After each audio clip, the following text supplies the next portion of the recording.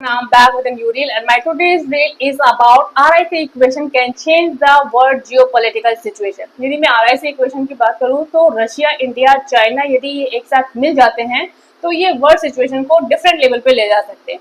आज हम बात करते हैं कि किस तरह से अमेरिका इन तीनों कंट्रीज को टारगेट कर रहा है, क्योंकि अमेरिका के लिए ये तीनों कंट्रीज इंडिविजुअल लेवल पर थ्रेट है, और यदि ये तीनों एक साथ मिल गए तो आप सोचिए कि क्या सिचुएशन अमेरिका के लिए हो सकती है।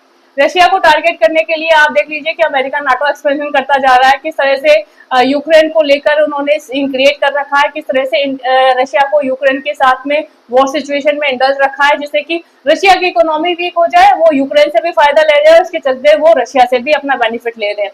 तो उन्हें पता है कि उन्हें रशिया को वीक करना है, यूक्रेन से जितना बेनिफिट ले सकते हैं वो ले रहे हैं और अपनी पॉलिटिक्स खेल रहे हैं। सारे वेस्टर्न कंट्रीज मिले हुए हैं, अमेरिका मिला हुआ है, उनका काम ही यही है कि वो ये चीजें क्रिएट करें वहां पर। इसके बाद बात करते हैं चाइना की। जैसे ही ट्रम्प गवर्नमेंट आई, उन्होंने चाइना को टारगेट करने की कोशिश करी, उन्होंने चाइना पे टैरिफ इंपोज करना शुरू कर दिया। चाइना का एटीट्यूड देखकर चाइना ने फटाफट रिटेलिएट टैरिफ स्टार्ट कर दिया, और इसके बाद उन्होंने चाइना को धमकी भी दी थी कि वॉर सिचुएशन क्रिएट हो सकती है। चाइना ने कहा we are ready for that. तो उन्हें लगा कि चाइना एक ऐसी पोजीशन पर है कि चाइना से पंगा नहीं लिया जा सकता, वो लोग थोड़े साइडलाइन हो गए। अब उनका नंबर था इंडिया को टारगेट करने का। रिसेंटली जब ऑपरेशन सिंदूर के टाइम में उन्होंने इसका क्रेडिट लेने की कोशिश करी। इसके बाद जब उन्हें लगा कि इंडिया थोड़ी स्ट्रांग पोजीशन में है, फर्मली ये चीजों को लेकर जो चीजें गलत है उसके अगेंस्ट में फेवर करने के लिए तैयार नहीं है, इंडिया कह रहा है कि भाई जो सही है हम उसको ही फेवर करेंगे, उनका दिमाग यहाँ से टक गया। इसके बाद इन्होंने इंडिया को भी टैरिफ लगाने की बात करी। वहीं इंडिया यदि रशिया से ऑयल परचेज करता है तो पेनल्टी की बात कर दी। तो उन्होंने लगा कि इंडिया एक ऐसा कंट्री है कि इसको हम टारगेट बना सकते हैं इजीली। बट अब जब उनको लगा कि इंडिया फॉर्मली स्ट्रॉन्ग कर रहा है, इंडिया स्ट्रेटेजी के साथ आ रहा है, इंडिया पीसफुली चीजों को मैनेज कर रहा है, अब उनका दिमाग खटक गया। अब आप सोचिए कि ये तीनों कंट्री एक साथ आ जाएंगे तो अमेरिका का क्या हाल होगा। ये बहुत ही इंपॉर्टेंट है आज के टाइम में। यदि हमें जियोपॉलिटिकल सिचुएशन को एक डिफरेंट डायरेक्शन में लेके जाना है तो चाइना, इंडिया और रशिया तीनों को एक साथ आना पड़ेगा, तभी चीजें सही डायरेक्शन में हो सकती है।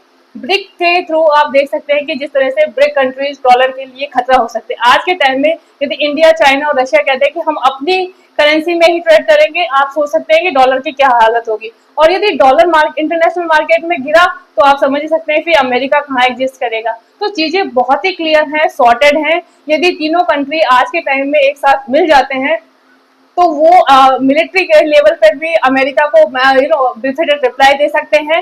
ट्रेड के लेवल पर भी चीजों को बहुत डिफरेंट लेवल पे ले जा सकते हैं। वर्ल्ड पॉलिटिक्स डिफरेंट हो सकती है, और जो ट्रेड वगैरह है ये चीजें डिफरेंट डायरेक्शन में हो सकती हैं। जिस तरह से इंडिया ने चीजों को एक्सेजरेट करा, उन्होंने इंटरनेशनल लेवल पर कहा, WTO को बोला गया है, इसको लेकर IMF को लेकर बोला गया है कि जिस तरह से अमेरिका टैरिफ लगा रहा है गलत है। तो आप देखिए कि उन्होंने भी इसका अपोज करा, उन्होंने कहा कि बिल्कुल सही है, यदि अमेरिका इस तरह से टैरिफ इंपोज करेगा तो आप देख लीजिए कि और कंट्री भी इसके अगेंस्ट में रिटेलिएट टैरिफ करेंगे, जो कि वर्ल्ड ट्रेड के लिए खतरा हो सकता है। वहीं पर उन्होंने बिल्कुल साफ करी कि जो कंट्रीज अमेरिका के साथ डायरेक्ट 1-to-1 ट्रेड में है वो लोग डिफरेंट डायरेक्शन में ट्रेड को देखेंगे। आज इंडिया की बात कर लीजिए, इंडिया आप देख सकते हैं कि किस तरह से अफ्रीकन कंट्रीज की तरफ मुड़ रहा है, या एशियन कंट्रीज की तरफ मुड़ रहा है, या यूरोपियन कंट्रीज की तरफ मुड़ रहा है। तो ट्रेड तो डेफिनेटली होगा, सब अपने लेवल पे चीजें करेंगे, बट ये सारी चीजें अमेरिका के लिए खतरनाक हो सकती है।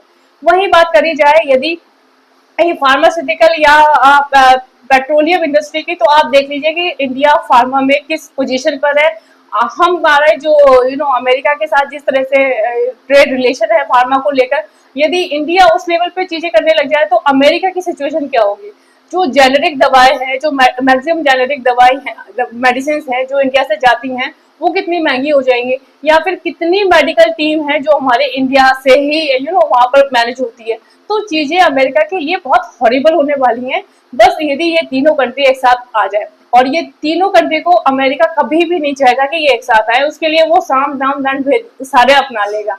बट समहाउ यदि ये तीनों स्मार्टली चीजों को मैनेज कर सकते हैं और एक साथ आ जाते हैं, तो आप देख लीजिए कि वर्ल्ड में जियोपॉलिटिकल सिचुएशन ही डिफरेंट हो जाएगी। और ये जो अमेरिका की डोमिनेंस है, जो डॉलर को लेकर जिस तरह से अमेरिका उछलता रहता है, या अपनी जो पावर को मिसयूज करता है, या अपने लिए उनके नेशनल इंटरेस्ट अलग है, यदि दूसरे कंट्री अपने नेशनल इंटरेस्ट के लिए काम करते हैं तो उनका दिमाग खटक जाता है। तो ये जो सारी चीजें हैं वो बिल्कुल डिफरेंट लेवल पर हो सकती है। तो आई रियली वांट कि RIC equation must come in the scene, और ये तीनों एक साथ आने चाहिए, तभी अमेरिका जैसे कंट्री को बिफिटेड रिप्लाई मिल सकता है। What do you guys think about it? Suggest me your thought. Bye bye, have a nice time.